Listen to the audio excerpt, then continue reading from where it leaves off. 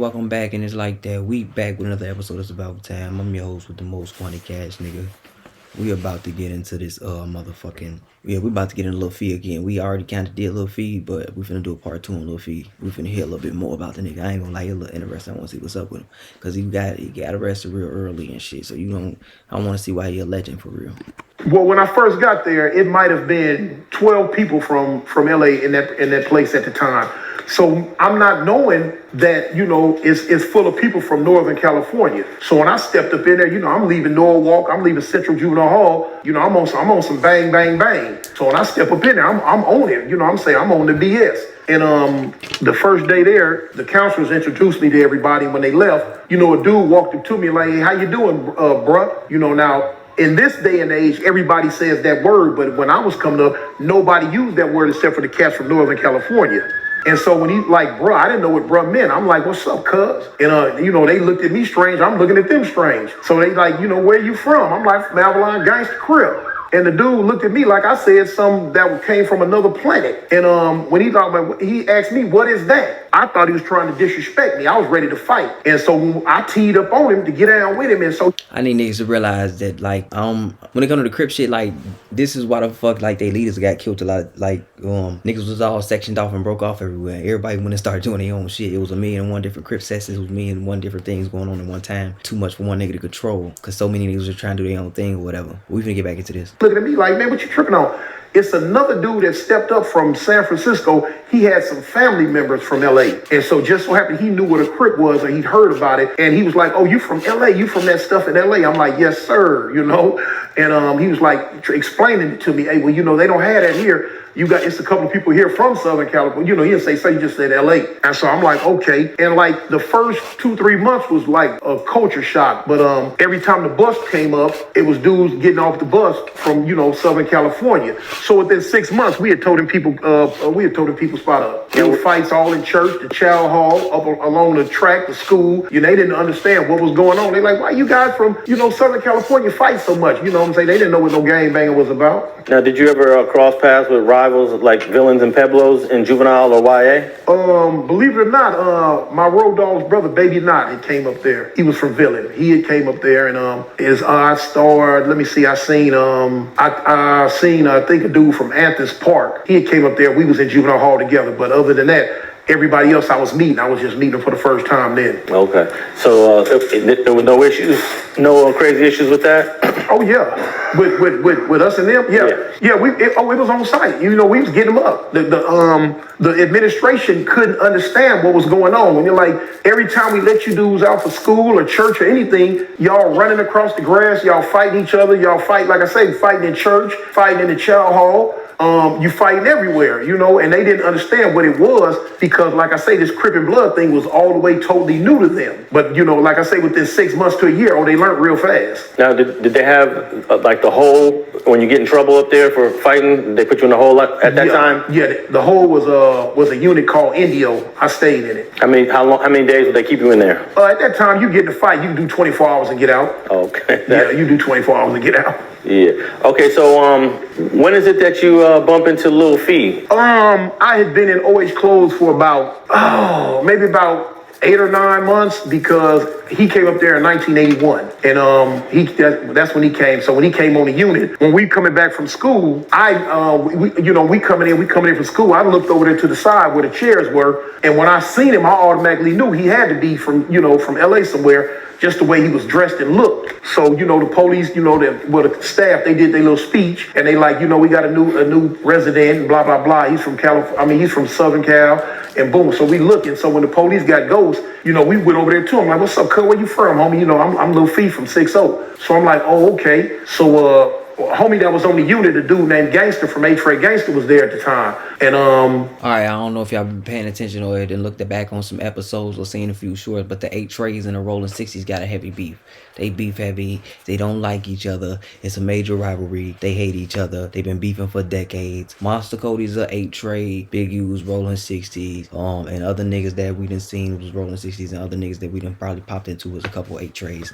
I need a couple 8 Trays, I think. But yeah, the 8 Trays and them had their rivalry for the longest, and their rivalry is over some bullshit. But yeah, he better probably get into that. They probably finna fight right here. That's really why I want to stop right quick. What's Gangster name? Well, his name was Gangster. I ain't gonna say his real name, but that was gonna be an issue. That was almost, hey, that was a problem. That was a problem. They had to go ahead and handle their business, and we got that little business out the way. And then after that, cool, because it was me, it was Gangster from A-Tray Gangster, Lil Fee from 6-0, it was Lil Man from Insane. He ended up turning Grape Street, and it was the homie Gangster John from Insane. It was about 5 or 6 of us on the unit. I think you also said Shank from Athens. Yeah, Shank. He was Blood. I was just speaking on the Crips. Now, when the whole A-Tray 60 war started in '79.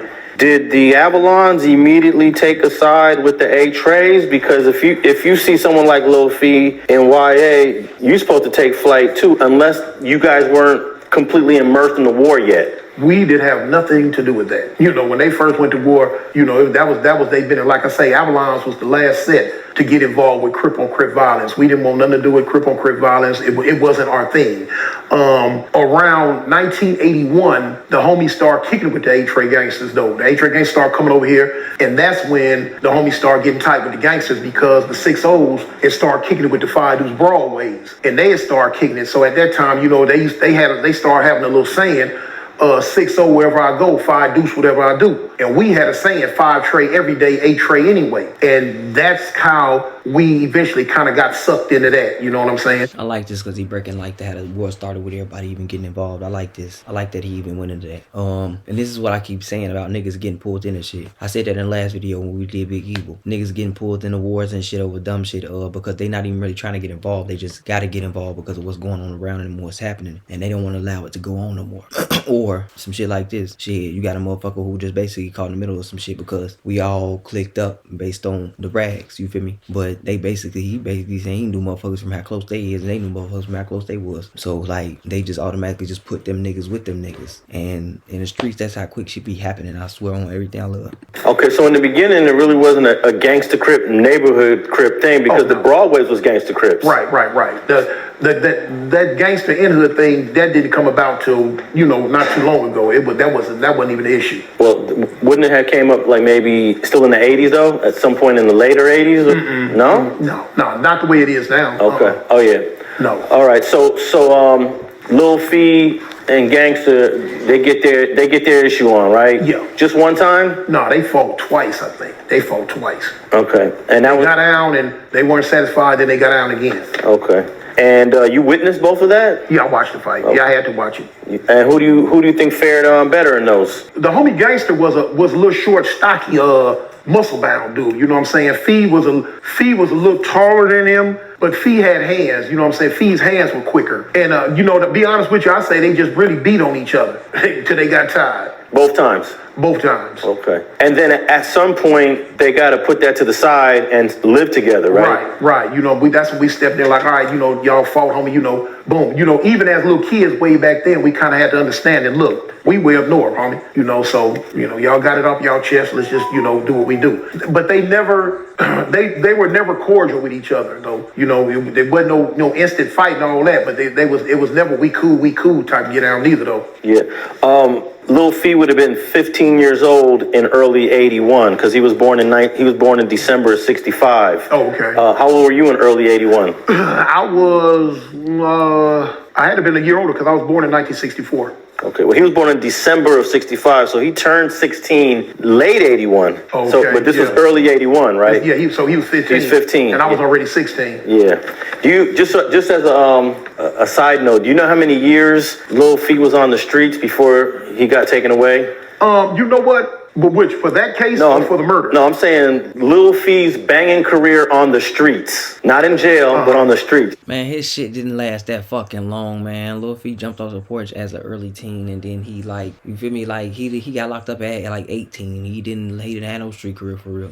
He had only really did like a few missions for real. He was at the time doing like little petty crimes, so I don't know what the fuck the interview talking about. How much time he spent on the streets? I couldn't tell you. I calculated it. Because he was in YA for a lot of his teenage years, right? And got out and got arrested as an 18-year-old. He was on the streets for 1.5 years. Well, that was kind of like my thing. 1.5 years. Mine wasn't even. Damn, he went right to jail to do life after a year of being out of a youth authority center. Damn. And that's what the fuck I'm talking about. Like, he wasted his whole life. He only was free like for like a few years, his childhood and a year in his teens. And he's still in jail to this day. That's the killer part. Here from, let me show you something. Because they took him at 18, so he was gone. He was gone. He was gone. But you know, that's kind of the MO of back during that time, you know, all of us from that era that were banging hardcore, that was what it was. You know what I'm Okay, saying? so let me ask you this. Between the ages of, how old were you when you first went to juvenile hall? The first time I went? First time. I had to been 14, I Okay, think. so between the age of 14 and 18 when you became an adult, how much of that time was in juvenile hall or YA? Well, put it like this here. Well, just juvenile hall of wire or prison too? No, because prison is after 18. We'll say, Oh, let me see. I got out all of it, only other than maybe 4 months. from 14 to 18, you was pretty much locked up most of that time. Yeah. Oh no, from 14 to 18, I was locked up all of it except for 2 weeks. I got out 1982. I stayed 2 weeks and went back. Okay, so you don't even have a year on the streets between 4. I really hope niggas is seeing this shit, and this is why the fuck they always say niggas like get caught up and they always end up going back. This is why niggas like become recurring criminals, because it's like they don't know nothing outside of the system. They don't know nothing outside of that cage. They don't know freedom for real. They don't know what it's like to progress in the world. They don't know how to build their social skills. They don't know where they at in life for real when they get that type of time taken away from them. So he lost his teen years. Who know where the fuck his brain was at when he got to his 20s, when he got free, and then even after that he ended up going back to jail is what he's saying. So that's a lot of time away from his whole entire life in existence, nigga. And 18. We'll put it like this. Before I got out this last time, I didn't have a year on the streets from 1979 till 2018. I had only been on the streets for 11 months and 22 days. That's crazy. Right. I would get out and go right back. Get out and go right back. But you know, when you develop that type of syndrome, I would do more in 2 months than the average person would do in 2 years, because I was on go from the time I woke up to the time I went to sleep. And I guess the same with Lil Fee. Lil Fee was mostly in jail throughout all his teens. Right. But he did have a nice 1 year run where he wasn't incarcerated. Right.